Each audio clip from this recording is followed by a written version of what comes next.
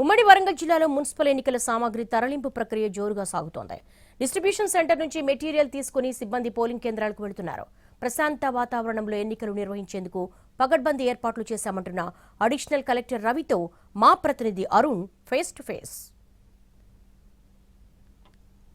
ఉమ్మడి వరంగల్ జిల్లాలో 12 మున్సిపాలిటీలకు సంబంధించినటువంటి ఎన్నికల ప్రక్రియ ప్రారంభమైంది. ఈ రోజు డిస్ట్రిబ్యూషన్ సెంటర్ నుంచి మెటీరియల్ అంతా డిస్ట్రిబ్యూషన్ కార్యక్రమం జరుగుతుంది. ఈ సందర్భంగా పోలీసులు భారీ బందోబస్తు ఏర్పాటు చేయడం జరిగింది. మొత్తం 525 పోలింగ్ స్టేషన్లకి సంబంధించినటువంటి ఎన్నికల నిర్వహణకు కావాల్సినటువంటి ఏర్పాట్లు అధికార యంత్రాంగం చేశారు. ప్రస్తుతం మనం పరకాల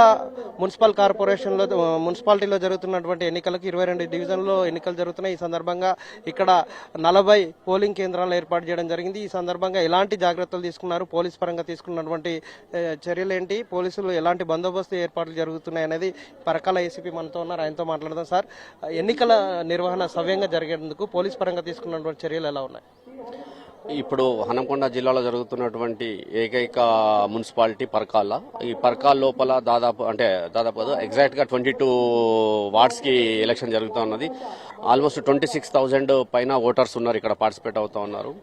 వీటికి సంబంధించి మా ప్రిపరేషన్ ఎలా ఉందంటే, మాది 3 దశల లోపల మా ప్రిపరేషన్ ఉంటుంది. Elections prepoll, during poll, after poll అని.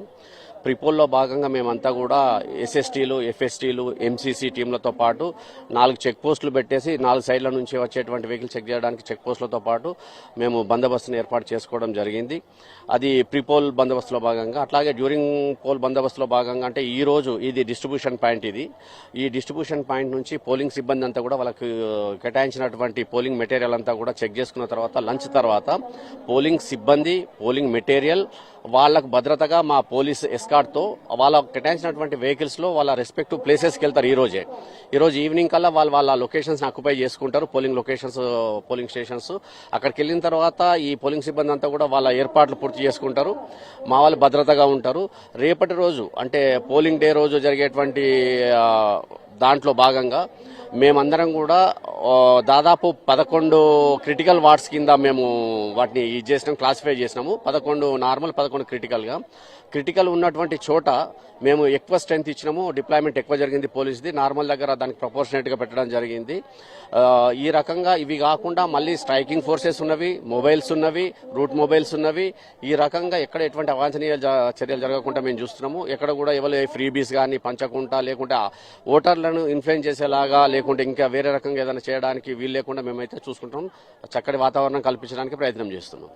ఎలా ఉంది పరకాలకు? మీరు ఇప్పుడు స్పెషల్ ఆఫీసర్గా వచ్చారు. ఎలక్షన్ నిర్వహణ కోసం జరుగుతున్నటువంటి పోలీస్ సెక్యూరిటీ పరంగా తీసుకున్న జాగ్రత్తలు ఎలా ఉన్నాయి? ఇప్పటివరకు ఏమన్నా పోలింగ్ స్టేషన్స్ విజిట్ చేశారా? ఎట్లాంటి సెన్సిటివ్ దగ్గర ఉన్నటువంటి పోలింగ్ బూత్లకి ఎలా జాగ్రత్తలు తీసుకోబోతున్నారు? మాకు ఇప్పుడు ఈ రూట్లలో 5 రూట్లు ఉన్నాయి. 5 రూట్లలో కన్సర్న్ ఎస్ఐస్ ఉన్నారు. వాళ్ళతోటి మేము టచ్ లో ఉండి ఎలాంటి ప్రాబ్లమ్స్ ఉన్నా వాళ్ళ ప్రాబ్లమ్స్ వెంటనే ఎక్కడైనా సమస్య ఉన్నట్లయితే మేము మా స్పెషల్ స్ట్రైకింగ్ ఫోర్స్ వాళ్ళు అది క్లియర్ చేస్తాము. ఇంకా ఇవాళ నైట్ నుంచే మేము మా స్పెషల్ స్ట్రైకింగ్ ఫోర్స్ నైట్ లో కూడా ఇలాంటి ఇన్సిడెంట్ కాకుండా రేపు పోలింగ్ అయిపోయారు కూడా మా స్పెషల్ స్ట్రైకింగ్ ఫోర్స్ విధి నిర్వహణలో ఉండి మా సిపిఆర్ ఆర్డర్స్ ప్రకారము ఎలాంటి సమస్యలు రాకుండా చూసుకుంటాము. మొత్తం ఎంతమంది సిబ్బంది ఇందులో పార్టిసిపేట్? మొత్తం 200 మంది సిబ్బంది ఎలక్షన్ లో పార్టిసిపేట్ చేస్తున్నారు. వాజిత్ వరంగల్.